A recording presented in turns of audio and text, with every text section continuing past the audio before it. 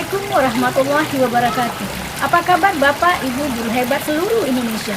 Perkenalkan, nama saya Nur Hayati SPDI, Kepala Sekolah SD Negeri 2 Selalah Kota Langsa, Provinsi Aceh. Melalui video ini saya akan berbagi praktik baik yang telah saya lakukan di sekolah dalam menumbuhkan karakter cinta lingkungan dan meningkatkan prestasi sekolah melalui pelaksanaan proyek penguatan profil pelajar Pancasila, tema gaya hidup berkelanjutan, topik, metik, dan ponik. Adapun tujuan praktik baik ini, saya ingin mengajak para siswa, orang tua, masyarakat sekitar untuk membiasakan diri menjaga kebersihan lingkungan dan melestarikan lingkungan, serta membantu para siswa, masyarakat untuk mengembangkan kreativitas berpikir kritis dan memiliki keterampilan dalam mengolah sampah menjadi karya estetik yang bernilai jual dan bermanfaat. Latar belakang praktik baik ini adalah mengingat kondisi lingkungan sekolah kami memiliki halaman yang luas dan dikelilingi banyak pepohonan besar yang setiap harinya menghasilkan banyak sampah daun kering, dan ditambah lagi banyaknya sampah plastik, sampah botol air mineral dari sisa jajanan siswa saat jam istirahat sehingga mengganggu kebersihan lingkungan, serta tidak adanya tempat pembuangan akhir sampah di sekolah membuat sampah-sampah organik dan anorganik berserakan dan menumpuk di sudut dan belakang kelas. Masyarakat masih ada yang membuang sampah di samping pagar sekolah, serta beberapa orang tua peserta didik dan masyarakat yang tinggal di sekitar lingkungan sekolah berprofesi sebagai pedagang sembako, pedagang lauk pauk yang setiap harinya menghasilkan sampah organik dan anorganik seperti botol air mineral dan plastik, serta limbah dari kulit bawang dan kulit telur yang terbuang percuma. Untuk meningkatkan kecintaan murid terhadap lingkungan, saya tergerak melakukan gerakan peduli lingkungan dengan merancang strategi 3R, mengurangi, menggunakan kembali, dan mendaur ulang. Adapun tantangan yang saya hadapi saat akan membuat praktik baik ini, yang pertama, sulitnya mengajak warga sekolah dan masyarakat sekitar lingkungan sekolah untuk sadar menjaga kebersihan lingkungan dan membuang sampah pada tempat yang sudah disediakan. Selanjutnya, peserta didik dan orang tua serta masyarakat sekitar sekolah belum terbiasa untuk memisahkan sampah organik dan anorganik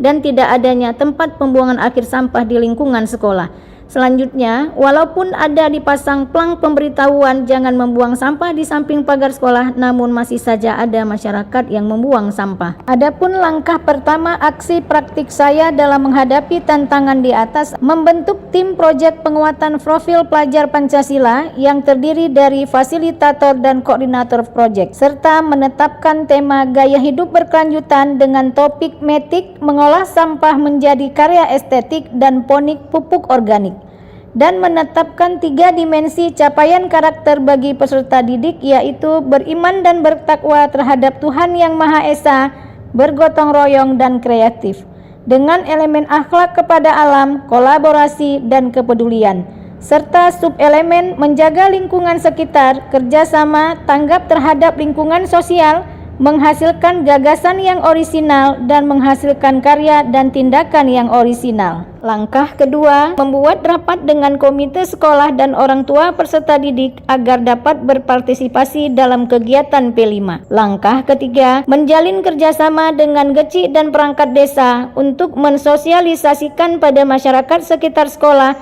agar tidak membuang sampah sembarangan dan dapat memilah sampah organik dan anorganik.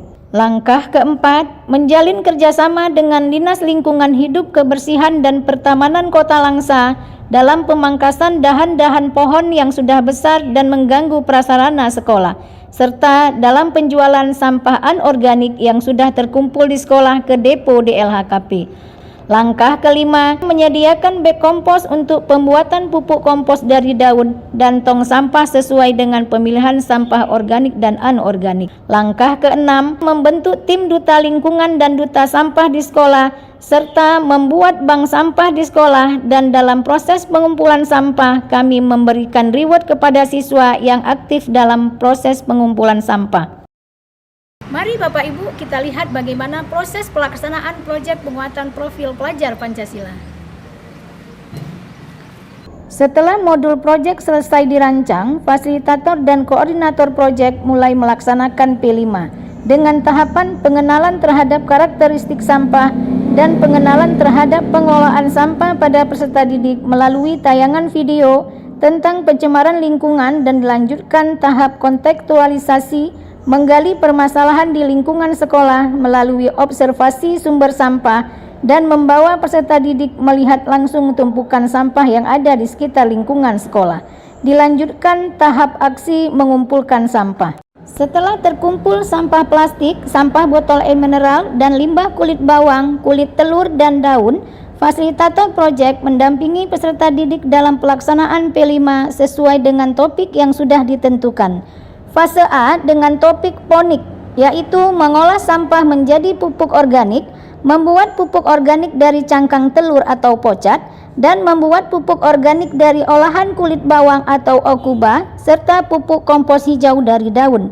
Fase B dan fase C dengan topik metik, yaitu mengolah sampah plastik menjadi karya estetik, membuat gaba-gaba dan pagar dari botol air mineral, membuat tas, dompet, karpet, serta membuat vas bunga dan lain-lain. Setelah selesai pelaksanaan P5 sebanyak 112 jam pelajaran, tampak jelas perubahan sikap dan peningkatan karakter pada peserta didik. Mereka terbiasa membuang sampah pada tempatnya dan terbiasa memilah sampah organik dan anorganik dan menjaga kebersihan lingkungan, baik kebersihan di dalam kelas maupun kebersihan prasarana yang ada di lingkungan sekolah, sehingga sekolah menjadi lebih bersih dan indah. Peserta didik juga memiliki soft skill menghasilkan karya dan tindakan yang orisinal dalam mengolah sampah plastik menjadi karya estetik, dan juga memiliki keterampilan mengolah sampah hasil limbah rumah tangga menjadi pupuk organik. 3 dimensi karakter yang telah ditetapkan dalam pelaksanaan P5, yaitu beriman dan bertakwa kepada Tuhan Yang Maha Esa dan berakhlak mulia, bergotong royong dan kreatif, tercapai dengan baik dan dapat diterapkan oleh peserta didik dalam kehidupan sehari-hari. Pada bulan Maret tahun 2023, SD Negeri 2 Selalah meraih prestasi juara 1 sekolah sehat tingkat Kota Langsa yang diadakan oleh Dinas Pendidikan dan Kebudayaan Kota Langsa. Tim juri sangat mengapresiasi terhadap kebersihan lingkungan sekolah kami, mulai dari kebersihan toilet, ruang kelas, ruang UKS, dan prasarana lainnya, serta keadaan lingkungan sekolah yang sejuk dan asri. Pada bulan Februari tahun 2023, SD Negeri 2 Selalah juga mendapatkan apresiasi terhadap inovasi dari hasil pengolahan sampah yang dibuat oleh peserta didik, dan memperoleh piagam penghargaan dari Bapak PJ Wali Kota Langsa dalam rangka mengikuti pameran hasil pengolahan sampah pada perayaan Hari Peduli Sampah Nasional yang diadakan oleh Dinas Lingkungan Hidup, Kebersihan, dan Pertamanan Kota Langsa. Dengan adanya proyek tema gaya hidup berkelanjutan, saya terbiasa membuang sampah pada tempatnya, memilah sampah, mendaur ulang sampah, dan pembelajaran pun sangat menyenangkan. Dengan adanya proyek gaya hidup berkelanjutan, saya jadi tahu sampah dapat diolah kembali, seperti sampah daun diolah jadi pupuk, sampah plastik jadi karya seni, seperti bunga plastik, botol plastik jadi gaba-gaba estetik. Saya suka proyek karena menambah pengetahuan. Saya Zakianti, koordinator P5. Dengan adanya P5, pembelajaran lebih bermakna dan berdampak langsung pada peserta didik, serta peserta didik akan memperoleh pengalaman langsung dengan sumber belajar yang ada di lingkungan sekitar. 3 dimensi target capaian karakter bagi peserta didik yang telah ditetapkan dalam pelaksanaan P5, yaitu beriman dan bertakwa kepada Tuhan Yang Maha Esa, gotong royong, dan kreatif.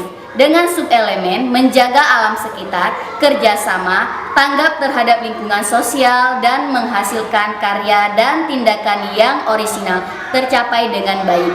Semoga capaian tersebut dapat terus diterapkan oleh peserta didik dalam kehidupan sehari-hari. Sekian video praktik baik saya kali ini, semoga bermanfaat bagi peserta didik dalam meningkatkan kecintaan terhadap lingkungan dan menjadi inspirasi dan gambaran bagi guru dalam melakukan perubahan yang bermakna dan berdampak langsung pada peserta didik. Terima kasih, salam dan bahagia Bapak Ibu guru hebat seluruh Indonesia.